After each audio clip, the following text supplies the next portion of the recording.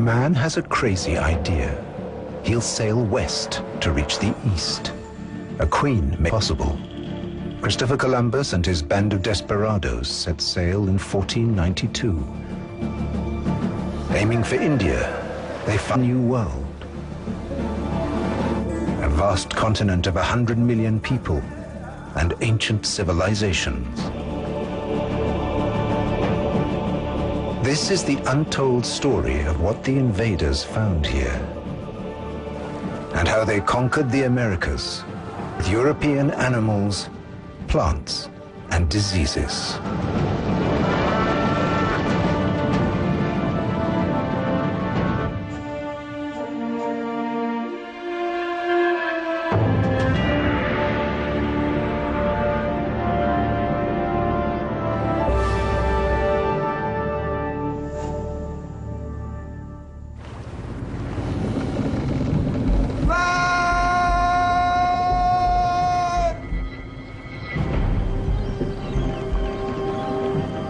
It is October the 12th, 1492, when sights land.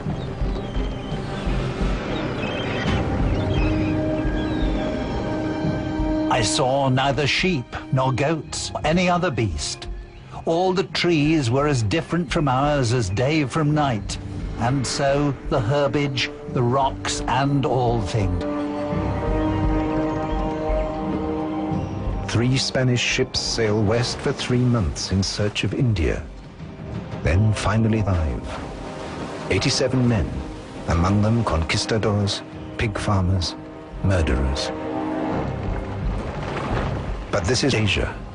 It is an island in the Caribbean. They have no idea that they have come to a new world.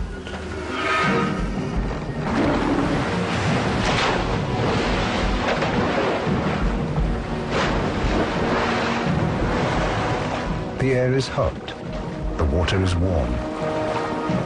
They have survived the voyage and have found land for the Spanish crown and in the name of God. They are exhausted, tired but thankful.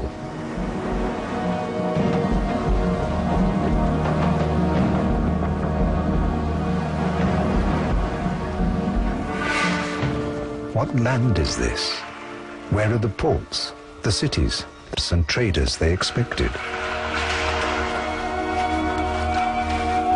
The natives have seen many people arrive from the sea, tribes, but no one like this.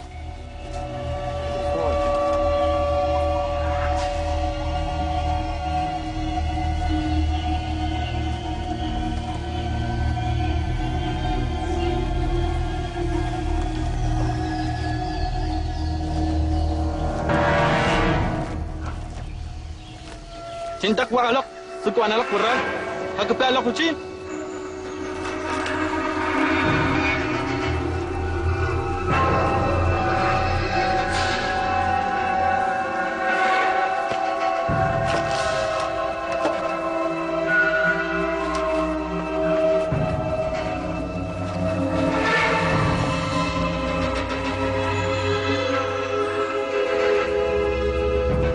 They will both soon discover that this is just the beginning. Columbus and his men stay for 3 months in the Bahamas and have no idea that they are on the edge of 2 great continents, about 10 times as large as Europe.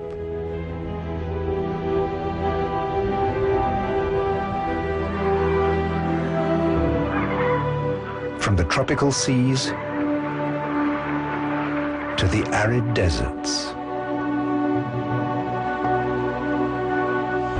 It is vast.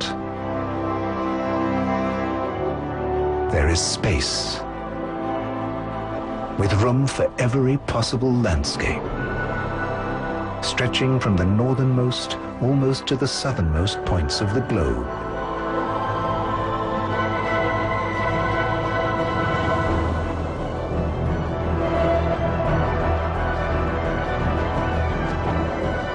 They will find animals and plants they have never seen before. Bison on the prairie, herds of antelope and caribou in the mountains of the north. They look as though they are living in pristine, touched countryside. But this is a managed land by the inhabitants of America.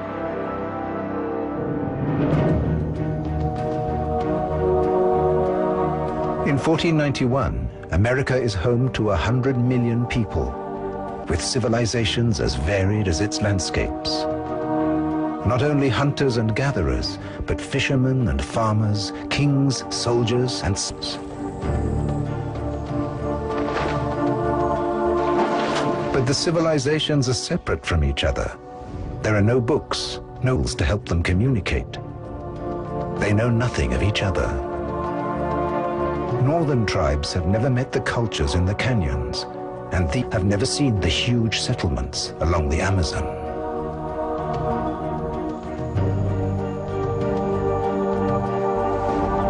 And all of them know nothing of Europe.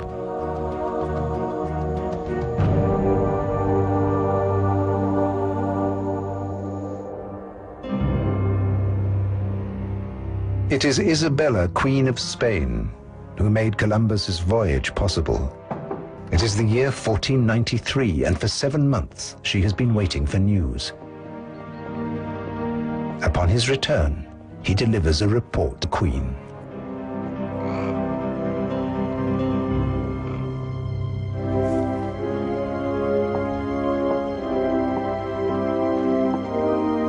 In a few pages, Columbus describes the paradise he has found in her name.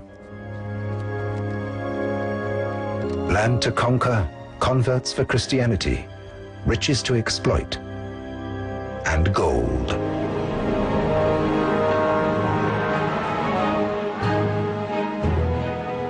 In Europe, no news stays local for long.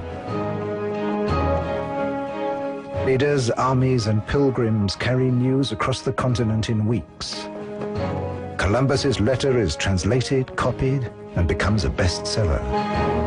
Now, many Europeans are aching for their share of the treasures. A few months later, men are moving towards the ports of the Atlantic and the Mediterranean.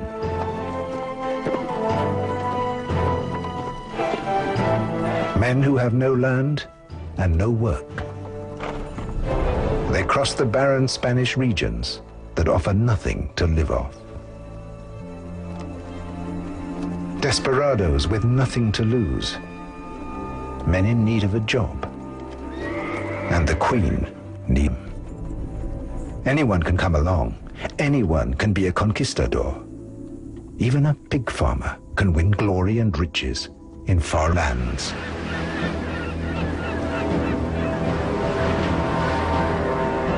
In 1493, 17 ships arrive in the New World on an island in the Caribbean Sea, carrying 1,200 Spaniards. Columbus's second voyage begins a stamp of Spanish exploration and conquest. Some will go south, some to the Andes, some along the Mississippi.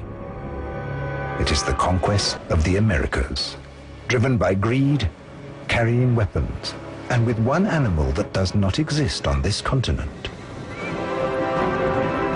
With the horse, the Spanish are able to annihilate whole empires in just a few decades.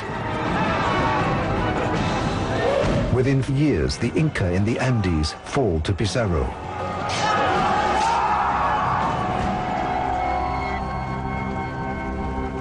The Aztecs in Central America to Cortez.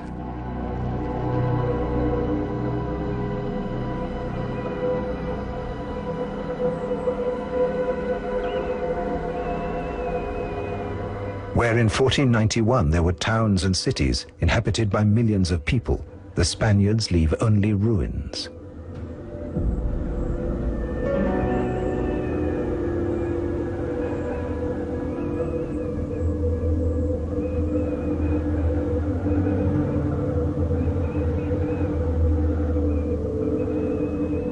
And none to manage the land.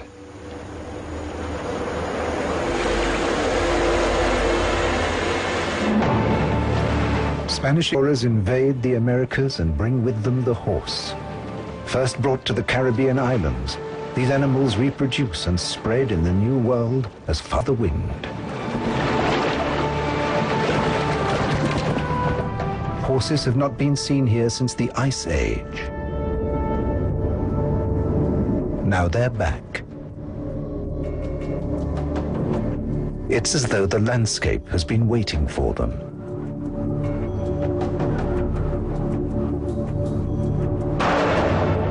Once ashore, a few horses run wild, and a new breed evolves, which soon takes over North America.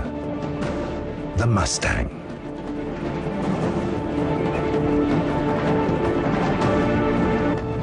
Within 200 years, they have reached the Central Plains and the Rocky Mountains. End of the 18th century, the Mustang makes it as far as Canada.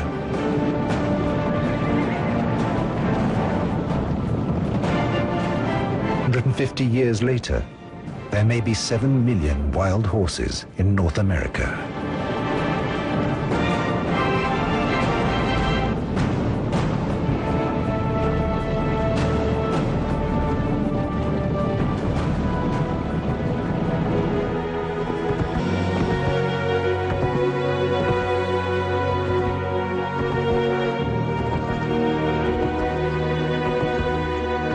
The nomadic tribes like the Blackfoot, Cheyenne, Sioux, and Comanche in the Central Plains, these wild horses are a blessing.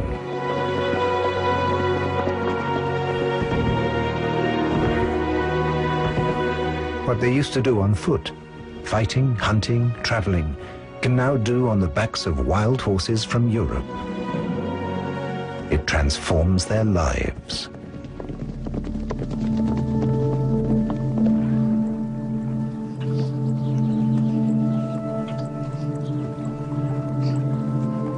This old world animal becomes a symbol of their native culture. Although the horse once came from across the Atlantic, it is now an image of nomadic America.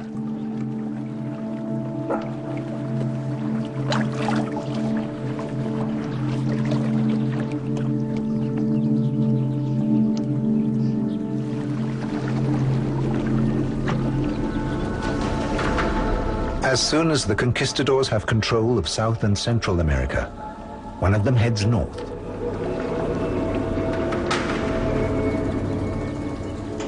Hernando de Soto travels from Florida up the Mississippi River, looking for gold.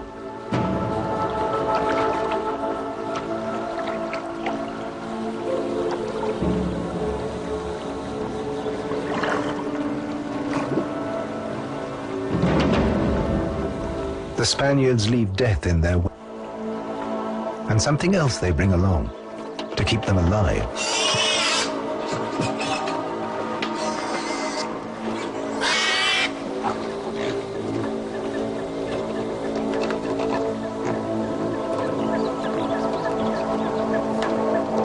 As they journey through unknown jungles, the pigs help them survive.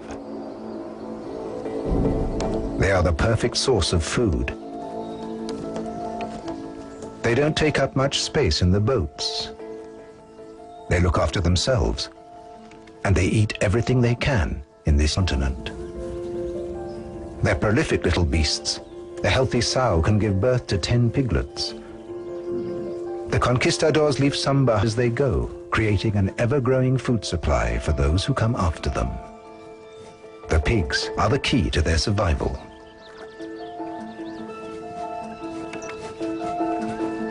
But to Native Americans, they are a curse.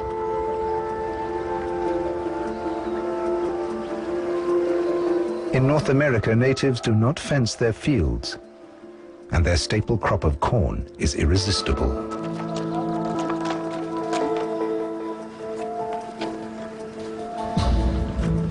It seems the Indians have no idea how to fight this plague of pigs.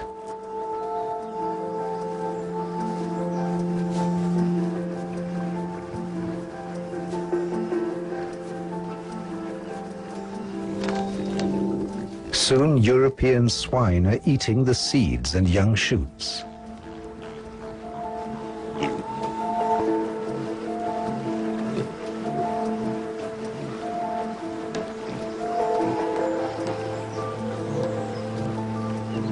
Only a few generations after running wild, the animal becomes very different from the typical farm pig. It grows tusks and gets bigger, aggressive. What began with a few pigs becomes a daily nightmare for the Native Americans. As well as the horse, Columbus had brought 8 pigs to America on his second voyage. Within 20 years, there are 30,000 pigs on the island of alone. They multiply, conquering the Andes, the Amazon, and North America. But the Spaniard, his horse, and his pig would never have been so successful in the conquest of the New World without a hidden passenger.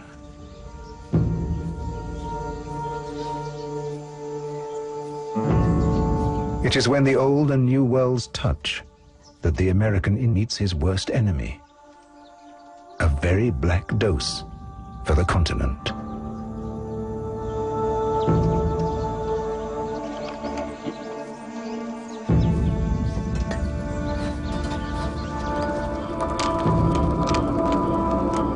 A Spanish reports. An epidemic broke out, a sickness of pustules. Large bumps spread on people. Some were covered, on the face, the head, the chest. They lay in their dwellings and sleeping places, no longer able to move or stir. The pustules caused great desolation. Very many people died of them, and many starved to death. No one cared of others any longer.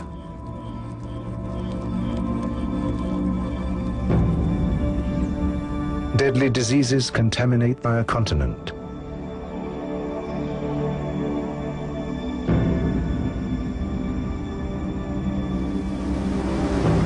For the natives, writes a chronicler, they are near all dead of the smallpox, so the Lord hath cleared our title to what we possess.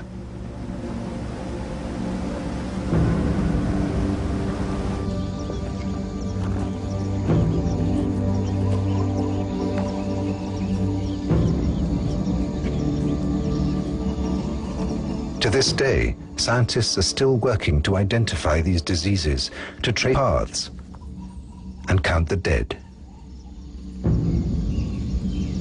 Smallpox was accidentally introduced to the Americas in the 16th century. The smallpox virus is very hardy. In blankets that are used by smallpox victims, the scabs can live for weeks carrying the virus. And smallpox can also from host to host on board a transatlantic vessel until it reaches the Americas.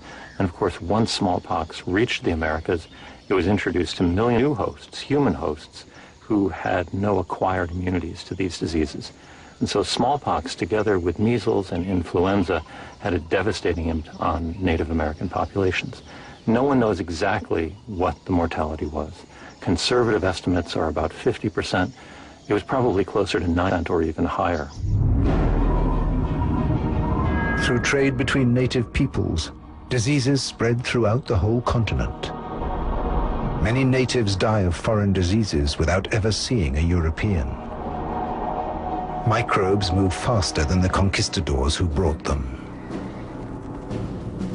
Some 50 years after Columbus discovered the Americas, conquistadors and explorers find neither towns nor people and stands in their way.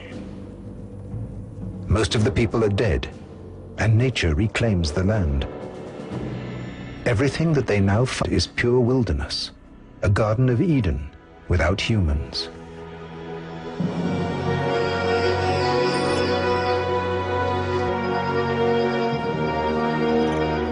A thousand different kinds of birds and beasts of the forest, which have never been known, neither in shape nor name, and whereof there is no mention made, neither among the Latins nor Greeks, nor any other nation world.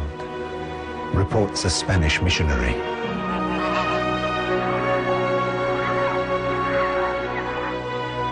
It may be, God hath made a new creation of beast.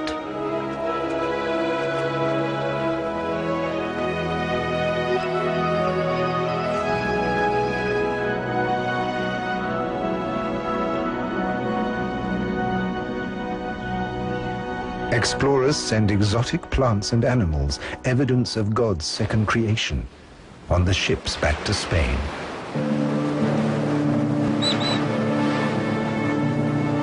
Hombres, cargad. Corn, chili, and pumpkins, El ave al frente. domesticated in the New World, unknown in Europe.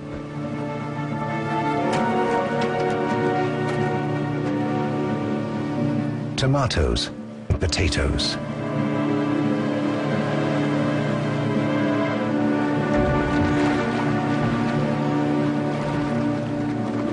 But there is an unwelcome passenger on board, an unintentional gift from the natives. It will lead to death in Europe. It will spread in the brothels and the ports and cities of the old world. It will be painful.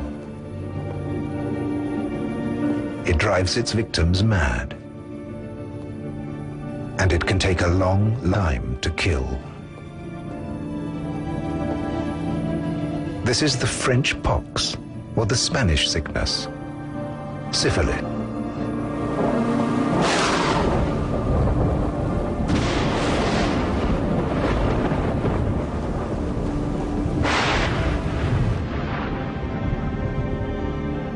Europeans believe that syphilis is a punishment for their sins. They have no idea it comes from America, where more and more of them are desperate to go. And in the 17th century, a new wave of people head to the New World, the settlers. England has defeated Spain to become the new European superpower. The English crown sets out to claim its share.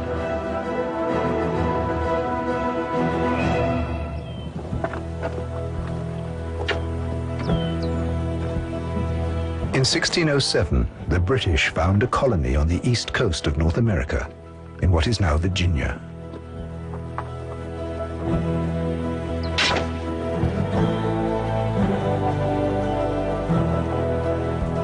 They name it Jamestown, after their king.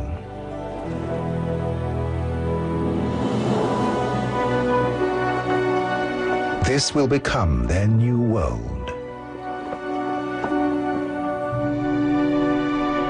Their job is to make money for the British trading companies that sent them here.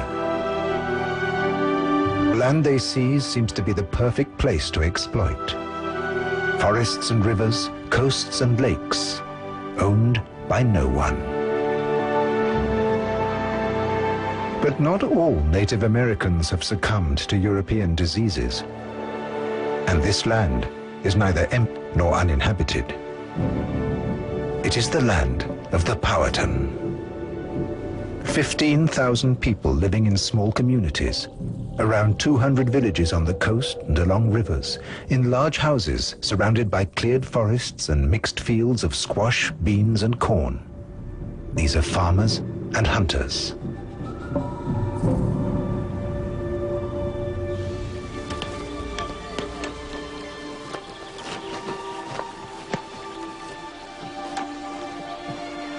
There is no gold, no silver that settlers dream of.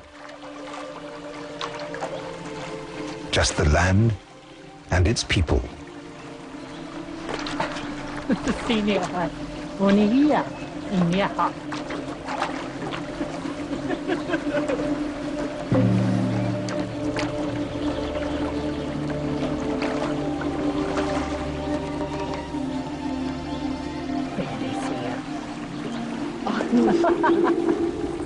For a while, the settler natives lead separate lives.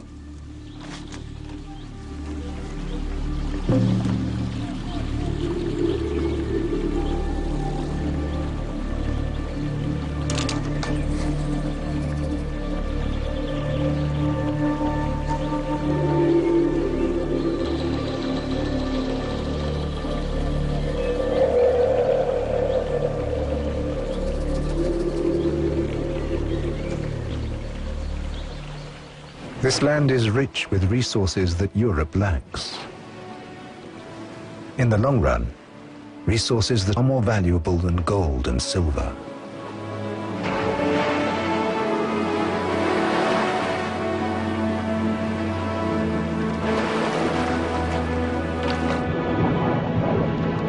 And there's more than enough for everyone.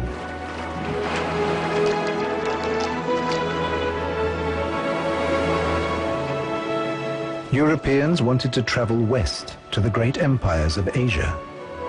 Instead, the new world they found amazed them with its natural abundance.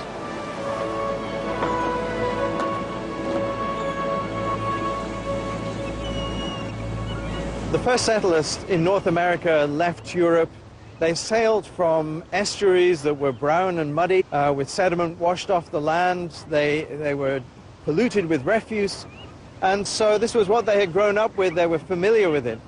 When they discovered the New World, they sailed into estuaries that were crystal clear water. You could see all the way down to the bottom. You could see the vegetation on the bottom of the you could see fish in abundance.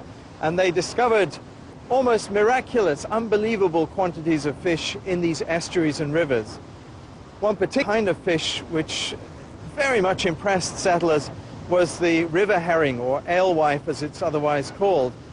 And seasonally, these were the rivers to spawn from the sea in their millions. For example, in the Potomac River near Washington, D.C., during the 18th century, something like 750 million alewife were caught just from that one river in 1 year.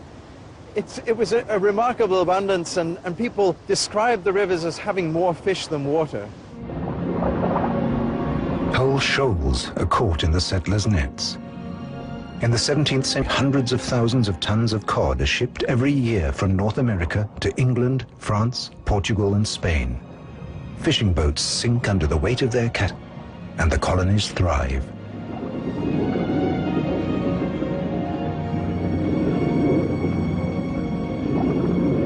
Settlers only 200 years to achieve what had taken 1,000 years in Europe. Overfishing.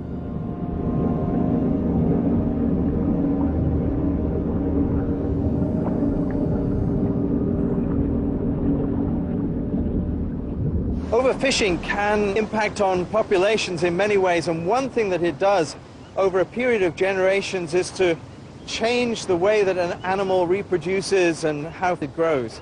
So fishing tends to remove the biggest, oldest individuals from a population, and by doing this, it changes the selective pressure on the population so that fish begin to grow more slowly.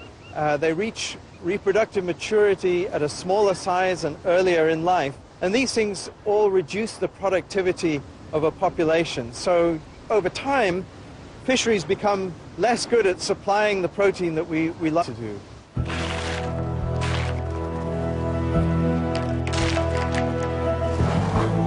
Fish are salted, packed, and home for money.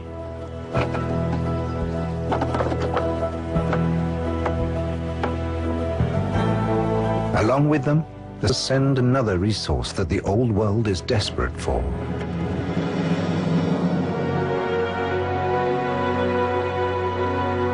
There are trees as far as the eye can see, such that a squirrel, starting off at the Atlantic coast, need never touch the ground till he got to the Mississippi. This is so different from the Europe they left behind. They have finally found a replacement for something that has disappeared home. An infinite, accessible source of the raw material of the age. The forests must fall if the settlers are to succeed.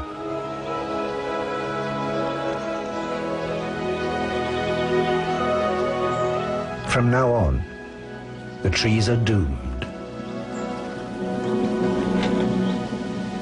Als die ersten Siedler in die Welt kamen, When the first settlers arrived in the New World, they found forests of a kind they had never seen in Europe. Endless forests with huge trees. Penetrating into the heart of the land became a war against the forest. The axe was the Yankee emblem. At the same time, forests were the great resource the land had for. You could make plenty of money exporting timber. In Europe, wood had become expensive, and so the greatest forest destruction in history now took place.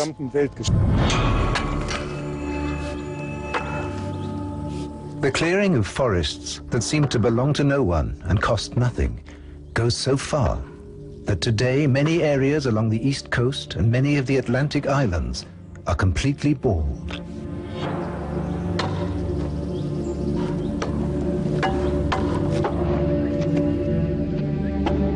An incredible amount of wood is really squandered in this country for fuel.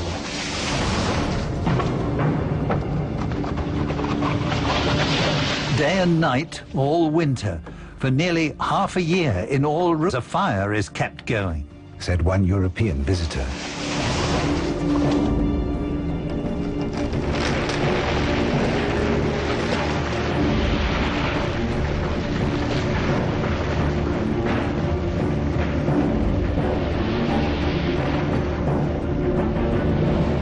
The resources in this vast continent seem to be inexhaustible. But in time, fish stocks will dwindle in the Americas too. Europeans change America by cutting down the forests and depleting the seas. They create this new world, the image of the one they left. But they haven't just taken away. They change this continent more by what they bring with them.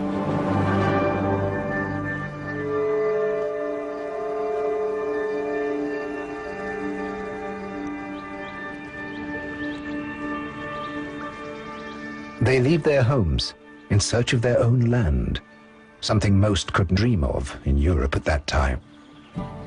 They come in search of religious freedom, in search of a better life. They believe they are responsible for their own success and happiness. For the first time, women settlers come too, and they bring a whole way of life with them.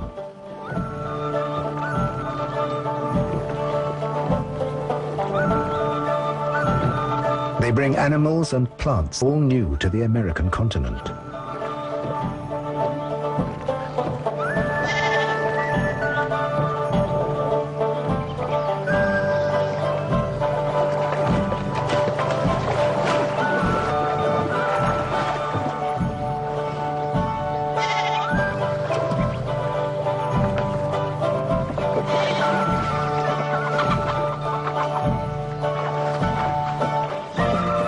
Livestock and grains from Europe will transform the New World and make of it a true New England.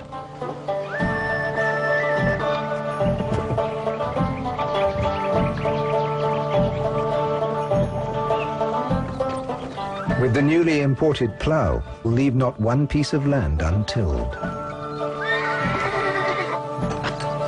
Domesticated livestock and metal tools, never seen continent. An environmental revolution takes place. No time, their European wheat is growing in this foreign soil. Wheat, barley, oats and rye are brought to America. But in the process, some less welcome guests hitch a ride.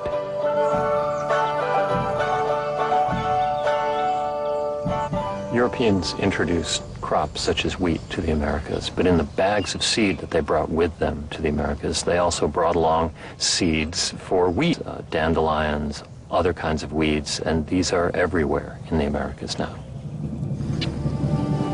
From the most insignificant weed to the greatest mammal, nothing is untouched.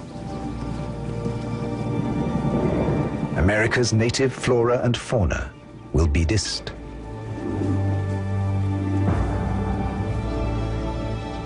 Where the bison once reigned, cattle will soon take over. To the settlers' delight, their livestock multiplies more quickly here than it did in Europe. A few hundred years, European cows eat away the American grass and trample the soil, depositing their excrement and distributing the seeds of the weeds.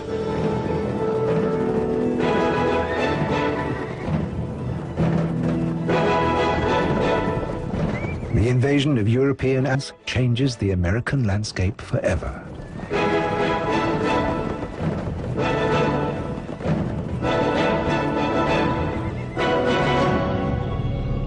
Horses, pigs, sheep, goats, chickens, and huge herds of cattle take over North and South America. The cattle alone double in numbers every 15 months and feed the settlers.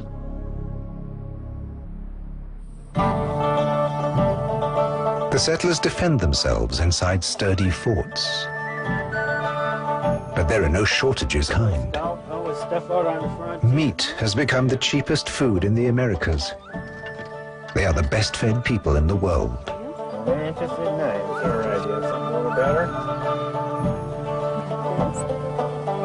Boys, you're going to want a shot of rum. This is fresh rum from... Hides are in great demand, in America as well as in Europe. And the fur of the wild animals they shoot brings in a steady export income. Some, like the beaver, are almost to extinction. Settlers are not forced to adapt to the landscape. They domesticate and dominate it. All trees were cut down and turned into pasture and gardens, where all kinds of vegetables and root crops that we in England grow in profusion. They replace the trees they cut down with their own trees. The Europeans bring peaches, pears and plums. They bring figs, olives and bananas.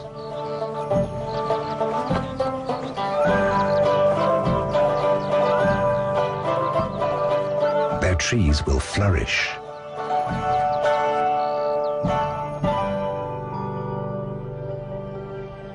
They know how lucky they are.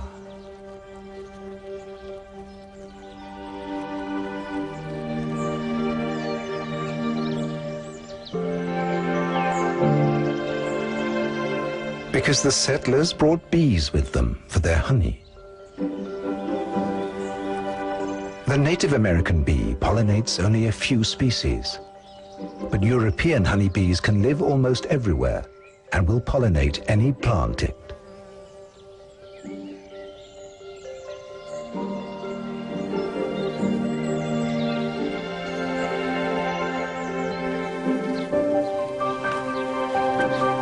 Gardens will turn into plantations for consumption at home and abroad. Apples will one day be a major industry in North America.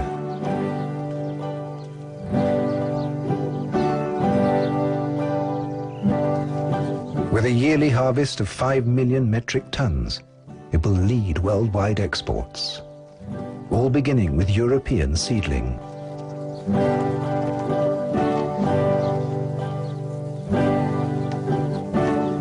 This is biological imperialism in full swing.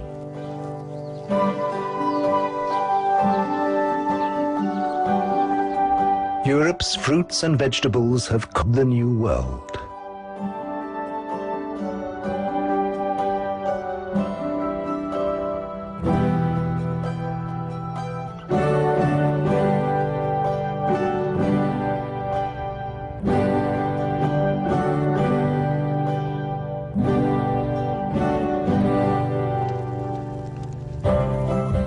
But it is also an exchange. It is the Colombian exchange.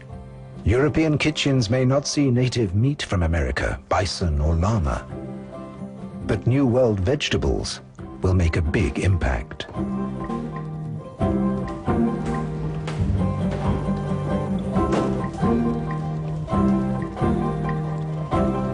The plant with the greatest impact on Europe needs a couple of centuries to take root in its culture.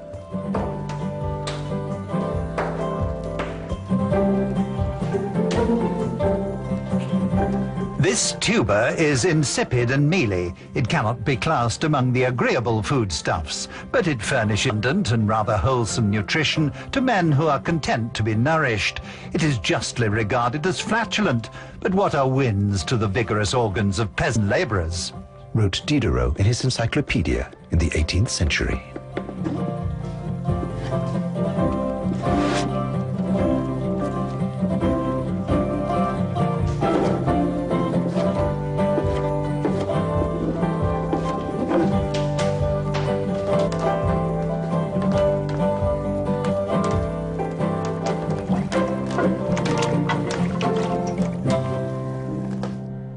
First introduced into Spain, potatoes slowly spread to Italy and to northern and eastern Europe.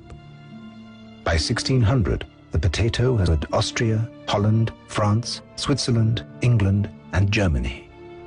Frederick the Great himself urges its cultivation in Prussia. But it is the Irish who adopt the potato with open arms. They have a limited food supply, and grain grown here has often been destroyed or as the result of war. But the potato, safely underground, survives these hardships. In 100 years, the Irish population more than doubles.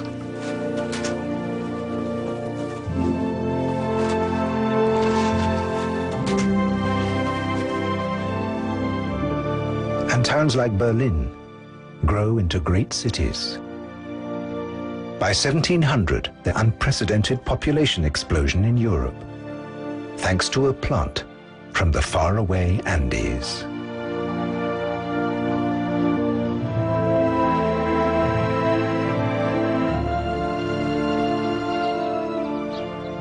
Yet only one animal from the New World sets foot in Europe. The turkey. Domesticated by the Aztecs in Mexico, it enriches the European diet.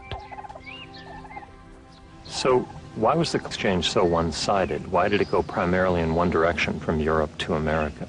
With the exception of things like potatoes and potato blight, why was Europe not overtaken by American plants and animals? It's difficult to say why something did not happen, but you have to remember that the ecological invasion was a cooperative enterprise, disease and plants and animals working together. And Europe remained densely populated. It didn't have diseases depopulate its people. And so you didn't have to open up for livestock to graze and then weeds to take over the areas that livestock had overgrazed and trampled. So without that critical part, it worked in one direction early.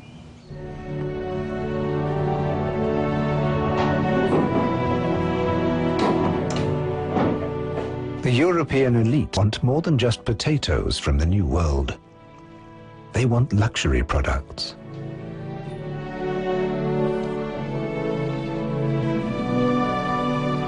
Sugar and tobacco meet the requirements of the upper class.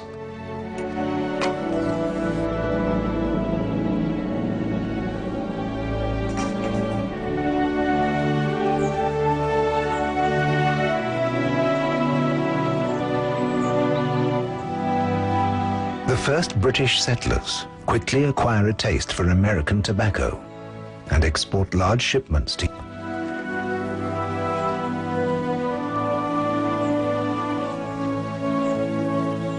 satisfy such high demand, settled immense plantations.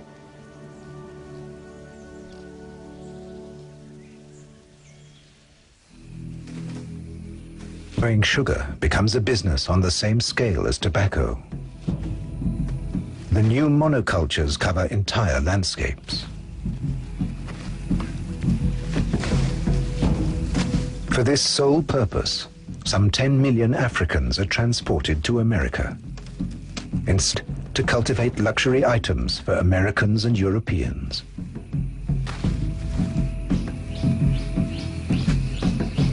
Because of the depopulation of the Americas owing to disease, Europeans faced a shortage of labor in their effort to exploit the resources of the New World, particularly to exploit the soil.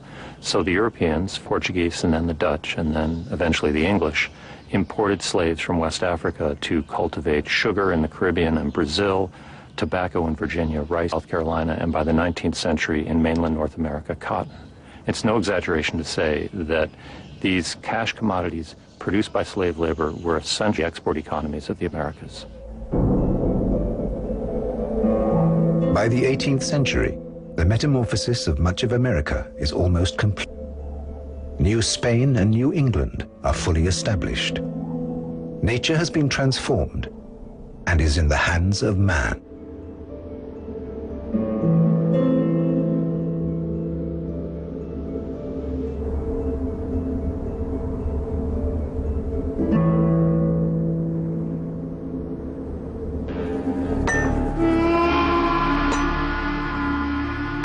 Now, pioneers in West.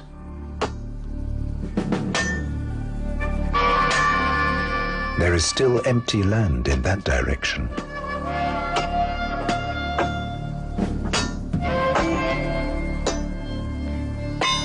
They will complete what was begun in the East.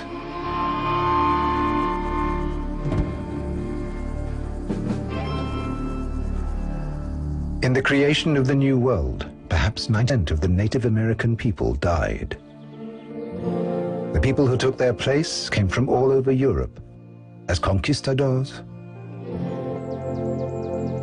settlers, colonists, and pioneers.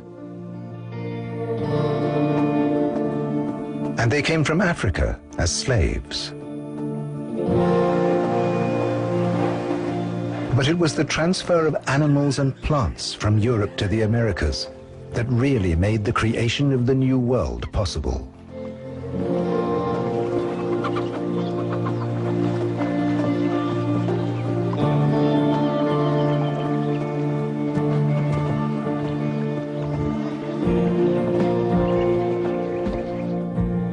In today's chrome and steel cities, we sometimes seem so cut off from nature. It may be difficult to believe the Columbian exchange ever happened.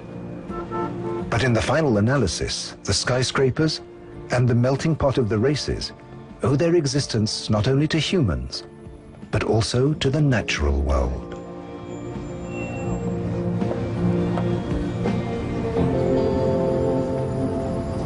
People came to the Americas for many reasons. Some came to make money, some came for religious freedom, some came involuntarily as slaves. But the populations took hold in the Americas because of the accident of ecology, because of the microbes, the plants, the animals that they brought with them that gave them an advantage over the people already here. And the legacy of the Columbian exchange is also still largely biological. And that legacy will continue into the future.